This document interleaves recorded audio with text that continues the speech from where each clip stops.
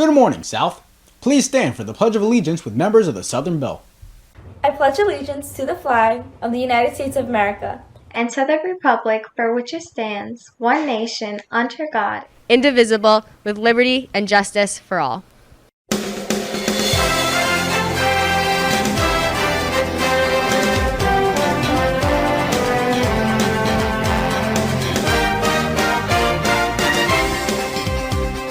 We'll hear far more from the Southern Belle later in the show.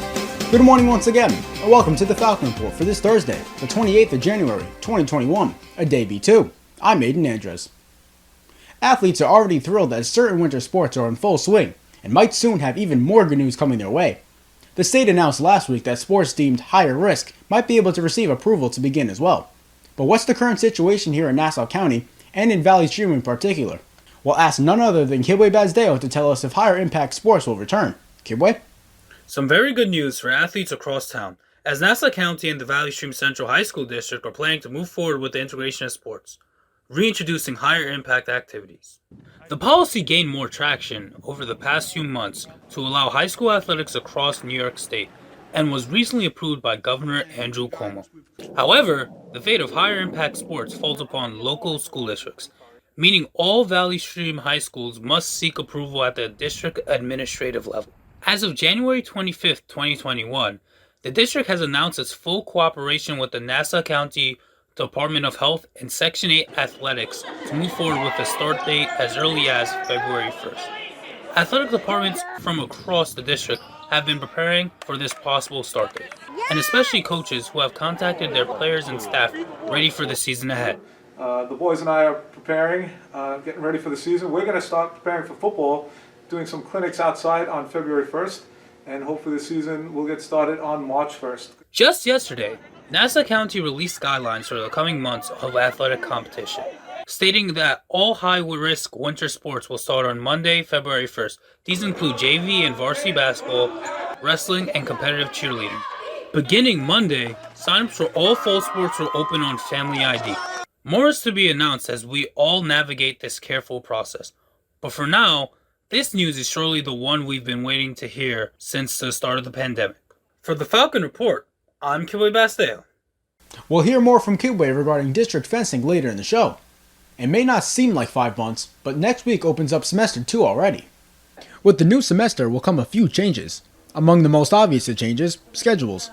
As fall half-year courses wrap up with final exams, spring semester courses will now begin Monday, February 1st. Schedules are visible to all students in the portal. Tomorrow, no classes will meet, as teachers will use the rating day to wrap up all first semester grading and paperwork and prepare for the new term. Also getting a bit of a tweak at the start of the spring term is the hybrid remote time schedule. 5 minutes will now be added to each period for remote students, who will now attend class for 35 minutes each period. Students who require a change to their spring schedules will be allowed to visit the guidance office during free time on Monday and Tuesday of next week, but changes will only be permitted for academic reasons, not to change a lunch or study hall period. As high schools across the country do their best to return to a pre-pandemic lifestyle, these changes have been put in place in order to help remote students have similar instructional time to those in the classroom. Last week, the latest issue of the school newspaper, the Southern Belle, hit the presses. The paper is chock full of contributions, but just how is the staff doing it this year in pandemic changes? We'll head to room 211 with the Falcon Reports' Oliver Trzynski and members of the Southern Belle. Oliver? Thanks, Aiden. I'm joined here with Southern Belle's editors-in-chief. Can you tell us a bit on about how Southern Belle works on a day-to-day basis? Well, Southern Belle on a day-to-day basis works as we sign up for articles and create new ideas, and everyone just works on articles all together as a whole. All of the members sign up for the articles that they'd be interested in writing about, and our jobs as editor-in-chiefs and Ms. Ward, we help the younger members write their articles, and we pitch new ideas, and we publish our work. What gives the Southern Belle its pizzazz among South? The pizzazz is that the great members that we have in our club as a whole, and the amount of effort that everyone puts in to make sure that every article that is created with love and, hard work. The Southern Belle is like a place where it kind of brings the whole school together, because we cover so many different areas of the school, and we review them and keep everyone updated. So I feel like it's really something that brings the whole school together. I'm joined here with the underclassmen of Southern Bell. Can you tell us about how Southern Bell has improved your skills? All the other older students in this club, they have more skills as a writer than we do, and it's really helpful if we're having trouble like writing a story or an interview for someone else, and then we'll need like info which will improve the quality of our part of the newspaper. And for those who are curious in what kind of people Southern Bell is looking for, can you tell us what type of people they're looking for? We don't have anybody specific that we're looking for. If you just want to improve your writing, it's a good club to join. Or if you just want to try something new, it's also a great club to join. I feel like everyone should be able to join, no matter the skill level of your writing. Well, thank you so much for your time. Back to you, Aiden. When the Falcon Report returns, we'll learn far more about pressing headlines around the world. But first, a bird's eye view of Sal's Veteran Appreciation Banner. The Falcon Report will be right back.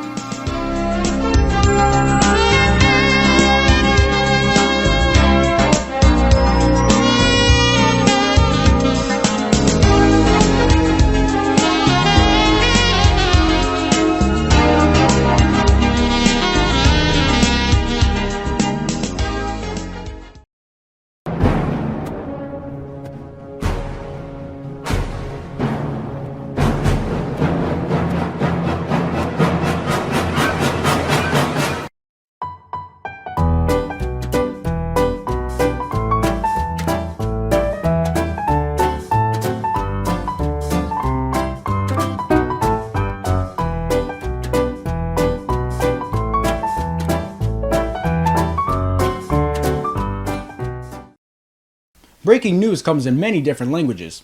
Just ask the Spanish 4 students of Miss Amanda Berry, who have gathered pressing headlines of Latin American countries. The Falcon Report's Luke Lopez has further details.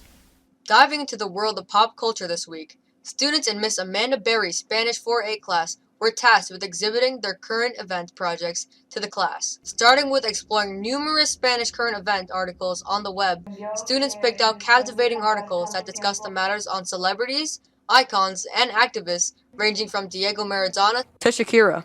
After selecting their article, a paper was written that expressed the reactions and writing skills of students. Presentations followed with the purpose of summarizing the current event described in each article.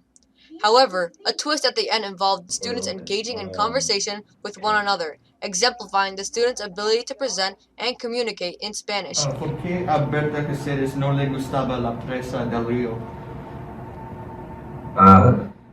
Porque ella le gustaba el mundo y no quiera. Intrigued about each article, students asked their peers specific questions about their article, allowing both the presenter and audience to learn far more about each other's topics. For the Falcon Report, I'm Luke Lopez. And on to this weekend's weather. Bone-chilling is surely an understatement. I hope the Falcon Report's Maya Osler-Pierce can reassure us some warm weather in the coming days. Maya? I highly doubt that, Aiden. I'm struggling to stand out here in the warmest temperature of this entire weekend, so imagine what it's come to in the next few days. Today's high of mid-30s will also bring slight breezes, along with a tad bit of sun. As for tomorrow's weather, get ready for this. 26 degrees, with a real feel that will make it all the way up to 8. Just 8. Saturday's temperatures will fortunately rise back to the 30s, not nearly as cold as Friday, with plenty of sunshine. Although high clouds will block the sun, Sunday sits in the mid-30s with pretty average skies. For the next 3 days, temperatures will have real feel centered around the teens, and so I think it's safe to say I can't guarantee any warm weather this time around. Back to you, Aiden. District fencing hasn't let their guard down since the start of the season. The girls have sparred their way through a recent match against Herrick's High School, and the Falcon Report sports producer Kibwe Bazdeo comes back on the show to tell us more. Thanks yet again, Aiden. Our district fencing team continues to parry its way to victory. Coached by Miss Parisi of North High School, the team faced off against Herrick's High School on Thursday. The team captain, senior Tara Manning, set the tone by starting off with an emphatic win. She went on to win all 3 of her matches. Senior Carissa Mason continued the onslaught by winning both of her matches in a dominating fashion. The team dominated Herrick's by a score of 18-9. With an intense win to begin the season, the girls have no intentions on slowing down. Safe to say, motivation is high. Great job, ladies. We'll continue to follow the fencing team as it continues its impressive season. But for now, that's sports. That's all for this edition of the Falcon Report. From our entire staff, stay safe and have a great weekend, South.